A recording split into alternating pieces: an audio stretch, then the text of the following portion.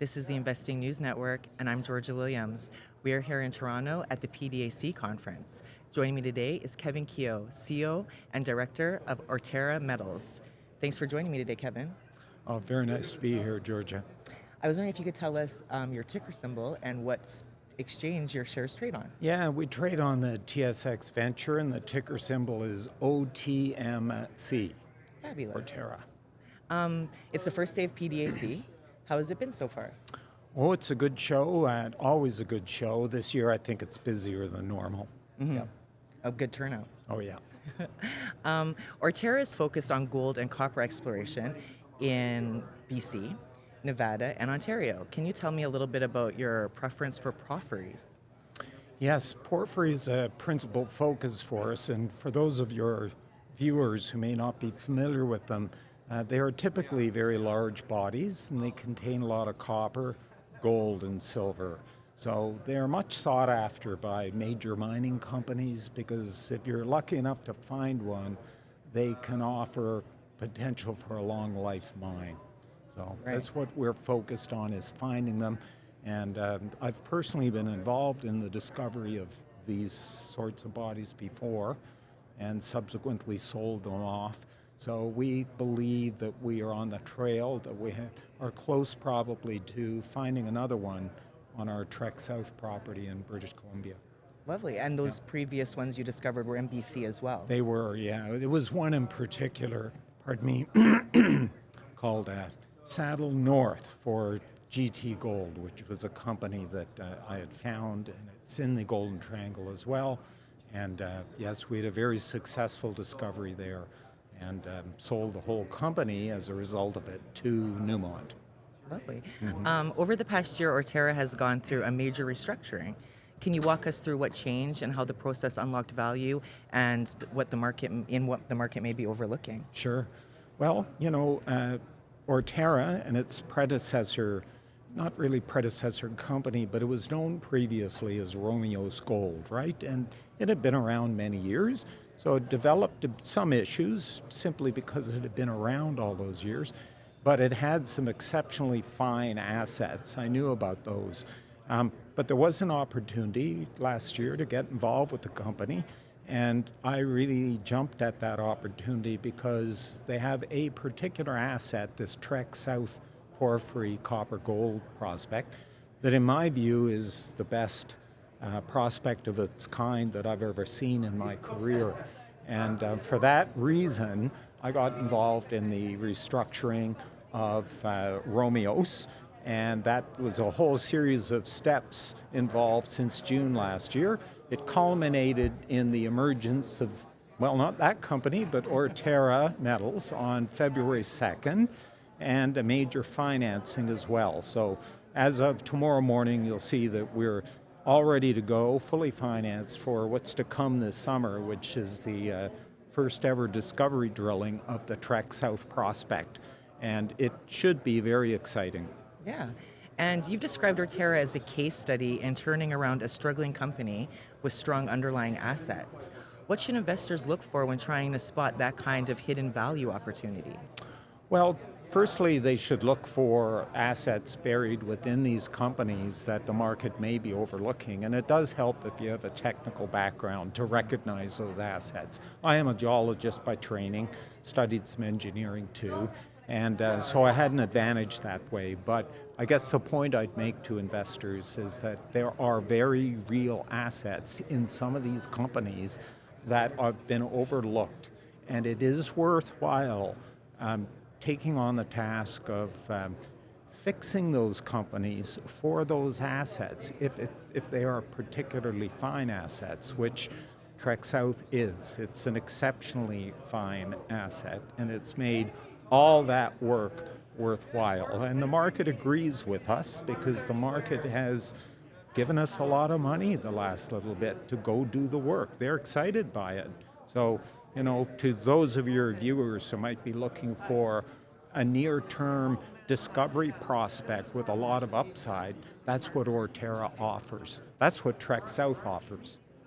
What were the highlights and what are your next steps there?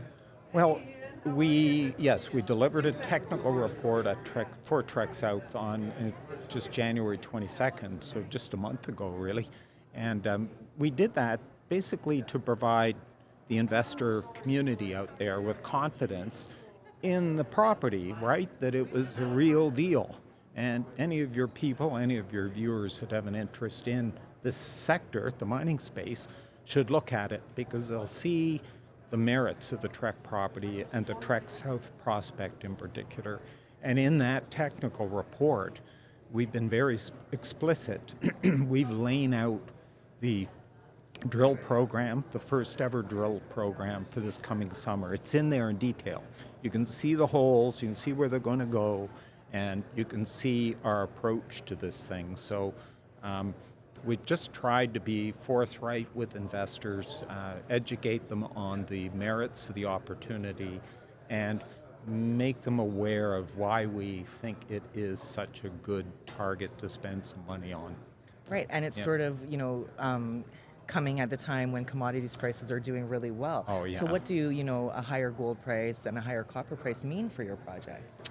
Well, it certainly helps turn on investor interest.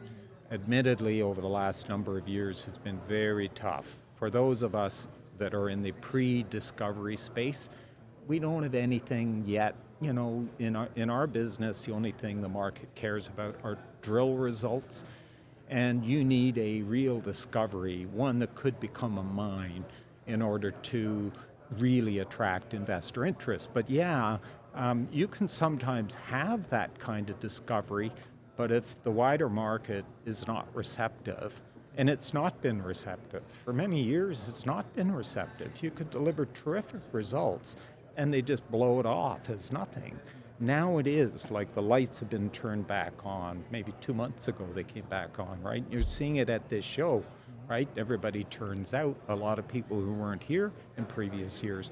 So those people, if we can deliver a discovery in this environment, the opportunity to make a lot of money from capital gains on these companies is really significant. Whereas maybe a discovery a few years ago of the style we were looking for, you might have ended up at $3 or $4. In the current market, a discovery of this nature could drive us, could drive us to $40. Yeah. And we hear a lot about majors sort of looking to pick up assets because they need to expand their resource base. And as somebody that sold a project before, it puts you in a really good position. Would you look for that in the future? Yeah, we have a business model, and the model is prove you've got discovery, advance it, quantify it with drilling, prove what's there, and once you've done that, maybe sell it, right? Because we are not miners, we're explorers. And so the opportunity and the benefit that we could potentially offer our shareholders are capital gains associated with discovery. And but it's always a volatile game, it's risky, but yes, and we several years ago had tremendous success with GT Gold where we had a major discovery. And we ultimately sold the whole company and that discovery to Newmont. But it was not a straight run up, right? It was very volatile. So you have to be, it helps to understand the industry and know that it can be very volatile, even on the way to a major success. So I expect it would probably be similar this time. We deliver a big discovery this summer. Our stock is still going to be volatile, at least till we've further advanced it, and that'll take a couple of years' work, probably. Right. Yeah. And you had mentioned the drill program. What's next for Oreterra? Well, that's the total focus right now, is that drill program, right? I mean, the total focus of the last few weeks has been raising money. Right. And by the way, it's been an enormously successful raise. We had to lift the lid on the financing several times, which is unheard of. That's simply because there was so much interest in what we're proposing. We couldn't beat it down. Honestly, we couldn't. It was not a marketing ploy raising. It was because the interest, after a single day of marketing, we were blown away by the response, investor response. So we we took on more of that interest by increasing the size of the financing. And the benefit of that is that now we are totally financed, completely financed for the initial phases of work that we've described in the technical report. That's all there.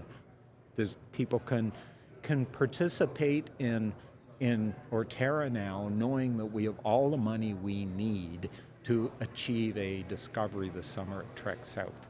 And that's the real opportunity. No, they don't need to worry about dilution in the near term. They just need to worry about us putting the drills in the ground and getting some great results. So, Absolutely. Yeah. Well, congratulations on your successful capital raising. well, thanks very much. And it was a pleasure speaking with you, Yeah, Kevin. likewise. Thanks very much. I'm Georgia Williams, and that was Kevin Keogh, CEO and President of Oreterra